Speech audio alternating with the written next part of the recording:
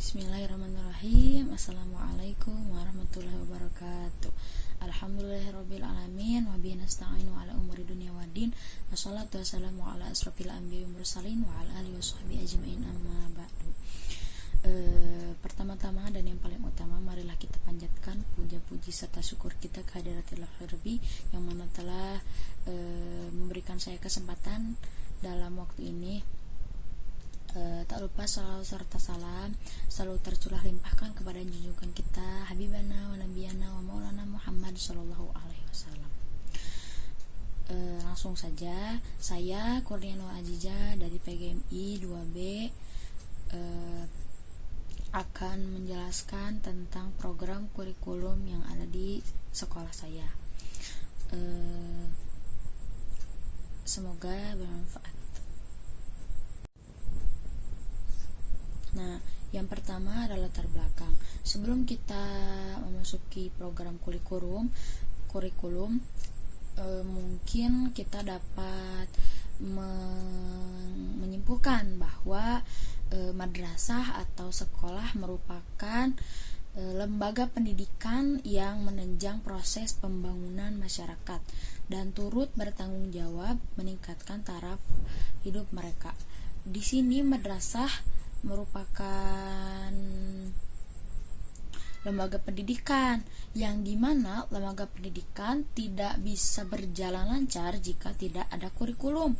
Kurikulum tersebut juga bisa disebut menjadi jantungnya sekolah, karena jika tidak ada kurikulum mungkin pembelajaran tidak akan kondusif atau penyusunan program-program dari sekolah juga tidak akan berjalan lancar. Nah, setelah itu,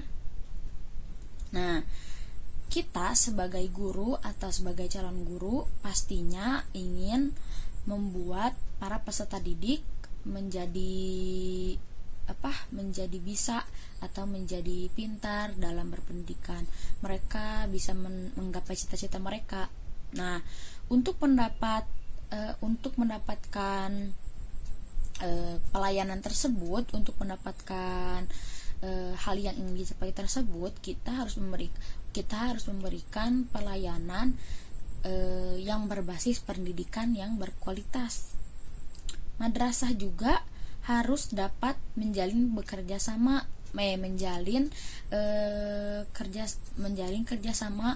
dengan orang tua murid, keluarga, wali murid, dan masyarakat yang ada di sekitar sekolah tersebut. Nah, kerjasama ini perlu dibangun oleh pihak-pihak madrasah. Kerjasama ini juga bersifat sinergis untuk menciptakan proses pembelajaran dan pengajaran yang kondusif, interaktif, menyenangkan, berpendidikan, agar peserta didik menjadi manusia yang berpendidikan, beretika, berbudaya, dan menjadi warga negara yang produktif. Nah, jika seluruh komponen tersebut sudah ada di dalam sebuah madrasah, terutama dalam masyarakat, khususnya wali orang tua murid dan kita sebagai calon guru atau guru, kita dapat mendukung proses pengajaran dan pembelajaran yang demikian. Niscaya peserta didik akan berhasil dalam menempuh pendidikannya secara berkualitas, bukan hanya dalam waktu yang sebentar, tapi mungkin pendidikan yang berkualitas ini berdampak bagus bagi peserta didik untuk masa depan yang akan datang. Tujuan pokok hubungan madrasah melalui adanya program kurikulum. Jadi tujuan adanya kurikulum ini untuk popularitas yang ada di sekolah tersebut dan menjadi kualitas pembelajaran. Popularitas di bidang kualitas pembelajaran sekolah tersebut tentu akan menjadi tinggi jika program kurikulumnya mampu mengimplementasikan fungsi dan perannya secara konsisten dengan kerja keras yang tinggi, yang bermutu, dan relevan dengan kebutuhan dan cita-cita bersama dari program tersebut. Dari program tersebut akan melahirkan sosok-sosok individu yang mampu mengatur emosional, spiritual, terus intelektual, dan juga pribadi yang berlandaskan visi misi dari madrasah tersebut. Nah, tujuan terbangunnya hubungan madrasah melalui program kurikulum ini diantaranya memberi penjelasan dan bukti tentang perkembangan intelektual, spiritual, emosional murid kepada wali murid dan masyarakat. Jadi kita dengan adanya program kurikulum ini kita bisa menjelaskan kepada orang tua peserta didik bahwa peserta didik ini mereka berkembang nih dalam intelektual, misalkan mereka berkembang nih dalam pembelajarannya, mereka semakin berani, atau misalkan mereka semakin percaya diri dengan adanya program kurikulum ini. Yang kedua, menampung aspirasi, keluhan, kemudahan, dan pendapat-pendapat dari orang tua murid kepada unsur-unsur madrasah, khususnya dalam bidang kurikulum yang hubungannya dengan proses pembelajaran, fasilitas, keluaran pembelajaran, pembinaan, pengembangan intelektual, emosional, dan pengembangan kompetensi spiritual murid. Jadi diadakannya program kurikulum ini supaya menjadi mudah gitu madrasah, supaya pembelajaran juga menjadi lebih kondusif, lebih relevan. Nah, pendapat-pendapat orang tua juga atau masukan dari orang tua murid bisa dikonsultasikan kepada kurikulum. Yang ketiga, dapat memelihara hubungan yang harmonis, terciptanya kerjasama yang positif dan strategis bagi kedua pihak. Jadi, dengan adanya program kurikulum ini kita dapat memelihara hubungan, jadi seperti lebih dekat dengan orang tua murid, atau kita bisa lebih tahu nih kalau anaknya di rumah seperti ini, kalau di sekolah seperti ini, jadi kita harus bagaimana gitu bisa.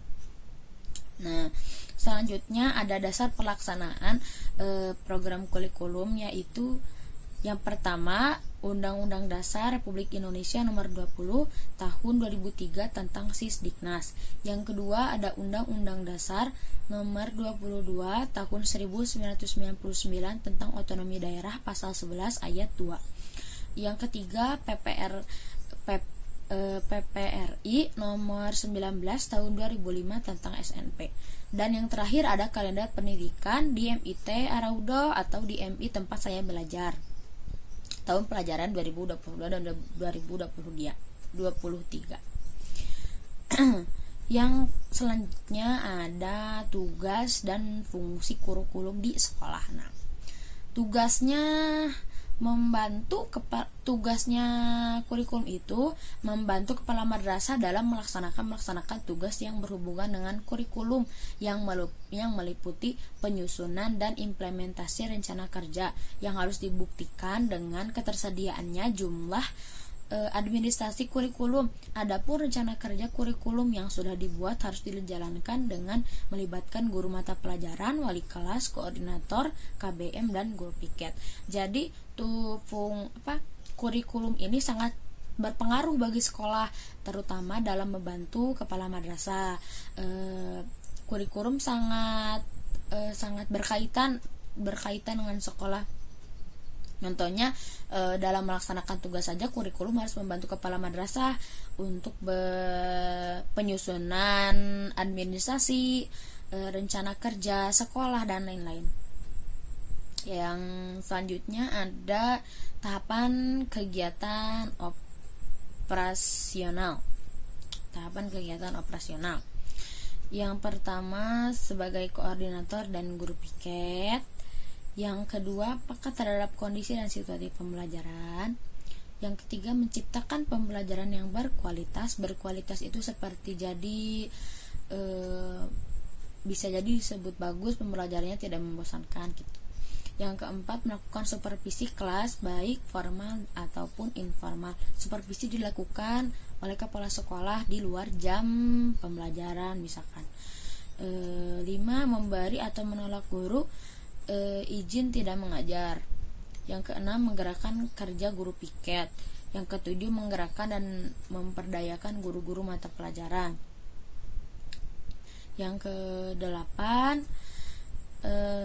kerja dengan guru mata pelajaran. Misalkan guru mata pelajaran akidah akhlak, berarti misalkan di jam pelajaran ini. Nah, sedangkan guru mata pelajaran Kurdis ada di jam pelajaran ini, seperti itu. Menentukan model pembelajaran bagi tiap-tiap guru. Misalkan model pembelajarannya mau seperti apa nih gitu. Menentukan buku paket, LKS dan materi. Terus memberdayakan profesionalisme guru piket. Menentukan administrasi dan meningkatkan profesionalisme wali kelas. Yang terakhir ada mendiskusikan pelaksanaannya PAS, terus UTS dan US. Nah, sebagai kurikulum pasti mempunyai kewajiban terhadap sekolah nih. Kewajiban tersebut yang pertama adalah membantu kepala madrasah mewujudkan visi dan misi dari sekolah tersebut atau dari sekolah MIT Ar-Raudhah yang saya ajar kali ini. Yang kedua, menjaga nama baik guru, wali kelas, guru piket, dan semua unsur yang ada. Yang keempat, ada memprioritaskan dalam menjalankan fungsi sebagai guru. Jadi kita harus memprioritaskan guru itu sebagai apa nih di sekolah, otomatis sebagai pengajar, berarti kita harus lebih fokus kepada guru gitu. Tapi bukan berarti kita tidak fokus kepada peserta didik, namun sebaiknya dalam mungkin menjadi kurikulum harus memprioritaskan menjalankan fungsi sebagai guru. Nah, kurikulum ini bertanggung jawab kepada kepala sekolah dan juga pengawas Kemenag.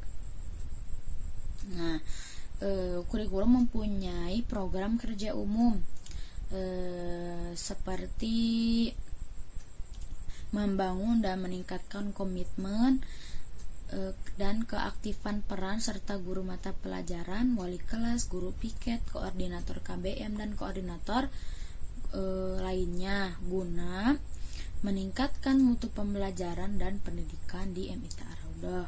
Yang kedua, mendorong guru mata pelajaran, wali kelas, guru piket, koordinator KBM dan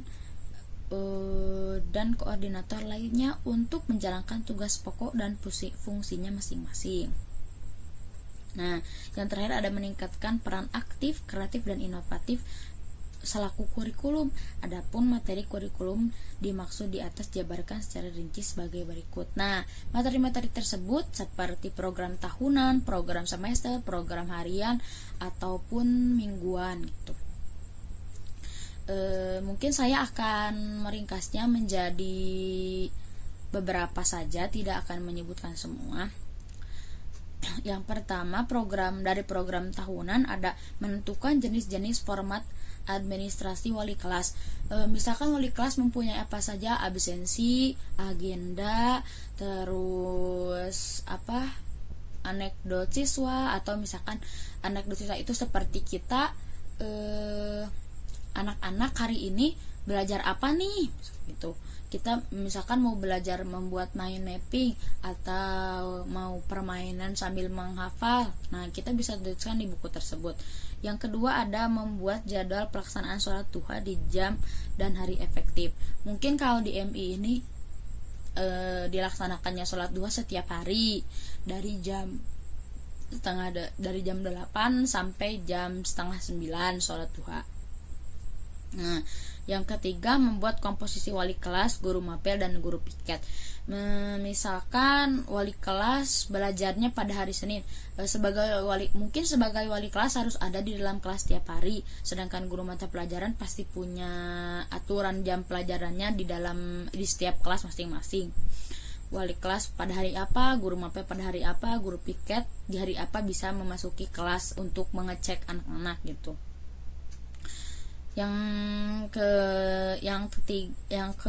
selanjutnya ada menyusun jadwal mengajar sesuai kesediaan guru. Nah, menyusun jadwal mengajar sesuai kesediaan guru ini contohnya seperti kita mau mengajar kurikulum Nah, yang keempat, menyusun jadwal mengajar sesuai kesediaan guru. Yang keenam, menyusun jadwal mengajar dari mulai Senin sampai dengan Jumat. Nah, itu semua ditugaskan kepada kurikulum. Kurikulum bisa mengatur hari Senin jadwalnya apa, hari Selasa jadwalnya apa, hari Rabu dan seterusnya. Nah, yang ketujuh, menentukan bel masuk, bel pergantian jam hingga bel akhir pelajaran, semuanya diatur kurikulum. Yang kedelapan, ada merencanakan ulangan harian mandiri, penilaian tengah semester atau PTS, penilaian akhir semester atau PAS, dan menyediakan ujian praktek, tryout, juga US. Nah, selain itu ada juga program semester. Nah, yang tadi sudah disebutkan itu menjadi program tahunan dalam bidang kurikulum. Jadi program ini dilaksanakannya setiap 1 tahun sekali, atau misalkan setahun sekali, atau misalkan 2 tahun sekali, mungkin seperti itu. Bagaimana kebijakan sekolahnya. Yang selanjutnya ada program semester. Program semester yang pertama ada menyusun dan menyebarkan kalender pendidikan. Nah, setiap sekolah pasti punya kalender pendidikan. Setiap sekolah juga punya kalender pendidikan dari pihak dari pihak luar, dan juga kita mempunyai kalender pendidikan sendiri, seperti itu. Yang kedua, ada mendampingi pembuatan buku kerja dan admin pembelajaran per semester. Jadi sebagai kurikulum mungkin harus mendampingi pembuatan buku kerja dan administrasi pembelajaran per semester. Misalkan semester 1 kita harus mengumpulkan apa saja, arsip-arsip apa saja yang harus kita kumpulkan, seperti itu. Yang ketiga, ada menentukan batas akhir pengumpulan buku kerja per semester. Yang keempat, ada memeriksa buku kerja yang dikumpulkan dan memaraf sebelum disahkan. Nah, jadi buku kerja tersebut harus diparaf dulu sebelum dikasihkan kepada kepala madrasah. Nah, setelah itu ada menentukan format buku kerja administrasi pembelajaran lainnya seperti daftar nilai, daftar hadir, tatap muka guru, jurnal mengajar, kontrak pembelajaran, buku catatan guru, dan perangkat lainnya. Selanjutnya ada bersamaan dengan kesiswaan meminta guru mapel untuk membuat kontrak pembelajaran yang ada di kelas ajar. Yang ketujuh, ada membuat konsep rapot dan melakukan mendampingi bagi wali kelas. Jadi sebagai kurikulum sebagai kurikulum mungkin kurikulum harus mendampingi wali kelas bagaimana konsep pembuatan raport di setiap kelas. Yang ke-8, ada menentukan sistem kriteria pembuatan soal PTS, PAS, dan lainnya. Misalkan kurikulum memberitahu bahwa soal PTS di kelas 1 itu harus berapa, esainya berapa, PG-nya berapa, dan soalnya seperti apa. Nah, selanjutnya ada menentukan dan membuat jadwal PTS, PAS, dan ujian praktek. Nah, ketika mungkin akan ganti tahun, otomatis kurikulum harus mendiskusikannya dengan kepala madrasah. Misalkan kita mau mengadakan PAS-nya tanggal berapa gitu. Tapi biasanya di madrasah-madrasah akan sesuai dengan Kemendag, atau misalkan sesuai dengan yang ada di kalender pendidikan yang ada di dalam kalender pendidikan yang dari luar. Nah, itu sama. Biasanya PS tanggal segitu, mungkin kita juga tanggal segitu, tapi bisa jadi ada perubahan mungkin dari pengawas dan lain-lain. Yang ke-10, analisis soal sekaligus rencana pengarsipannya. Jadi setelah setelah membuat jadwal, nah soalnya tersebut kita berikan dulu kepada kurikulum. Nah, kurikulum akan menganalisis soal apakah boleh dijadikan soal atau misalkan ada yang harus diganti, seperti itu.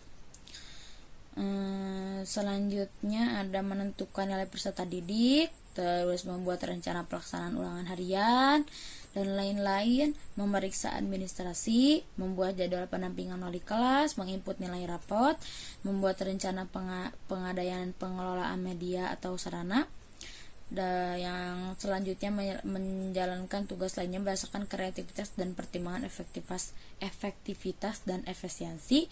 Yang selanjutnya membuat laporan tentang kinerja guru, wali kelas, dan pengawasan KBM. Jadi setelah semuanya selesai, sebagai kurikulum harus membuat laporan tentang kinerja guru kelas 1, guru wali kelas 1 seperti apa, atau misalkan guru piket seperti apa kinerja bekerjanya, dan pengawasan pembelajaran. Yang selanjutnya ada program harian. Jadi program ini dilaksanakannya setiap hari, bukan per semester, bukan per tahun. Nah, yang seperti sudah kita ketahui ya, kalau misalkan pagi-pagi mungkin guru disuruh mengajar di kelas sesuai dengan jadwal. Yang kedua, menggerakkan guru piket sesuai jadwal, hari Senin siapa, hari Selasa siapa, misalkan gitu. Yang ketiga, menerima atau menolak guru izin tidak masuk. Yang keempat, menghandle guru terlambat karena satu hal. Misalkan satu guru datang terlambat, nah mungkin bisa diganti oleh guru lain gitu. Yang kelima, menentukan dan menangani serta memeriksa administrasi guru piket. Nah, sebagai kurikulum mungkin harus memeriksa guru piket ini mendatanya dengan benar atau misalkan ada yang kurang tepat gitu.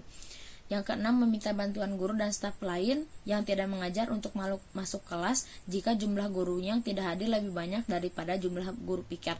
Mungkin seperti ini, jika ada salah satu guru yang tidak hadir, mungkin bisa digantikan oleh guru yang lain gitu. Yang selanjutnya ada mengecek kehadiran guru yang mengajar pada jam pertama. Jadi siapa saja yang hadir dalam jam pertama itu hari itu gitu. Yang selanjutnya ada menanyakan alasan guru, mungkin kenapa terlambat gitu. Yang 9 ada meminta guru segera masuk kelas setelah bel masuk, sesudah istirahat. Jadi setelah bel kemudian guru langsung masuk ke kelas gitu. Mengingatkan guru yang sering meninggalkan ruangan kelas. Jika ada guru mungkin bisa diingatkan seperti itu. Sebagai guru atau sebagai pengajar juga yang yang bertemu setiap hari, kita harus saling mengingatkan jika ada kesalahan ataupun kekurangan gitu. Yang selanjutnya mengecek kelas, ketika ada yang gaduh atau memukul dicek seperti itu. Nah, selanjutnya ada membuat jadwal pendampingan wali kelas untuk menginput nilai rapot. Setelah tadi kan mungkin jadwal per semesternya misalkan udah beres UAS, udah beres ujian praktek, nah bisa dinilai itu, bisa diinput yang lainnya. Yang selanjutnya ada membuat rencana dan pengelolaan media sarana pembelajaran. Yang terakhir ada kesimpulan mungkin. Nah, dari diri saya sendiri mungkin kesimpulannya yaitu program kerja kurikulum ini merupakan gambaran umum yang dijadikan patokan, yang dijadikan landasan oleh guru dalam hal pembelajaran setiap hari. Program kerja ini dilaksanakan sesuai dengan waktu yang tersedia. Program kerja ini juga merupakan langkah awal kurikulum di MIT Araudo tersebut. Nah, suatu kebanggaan jika keberhasilan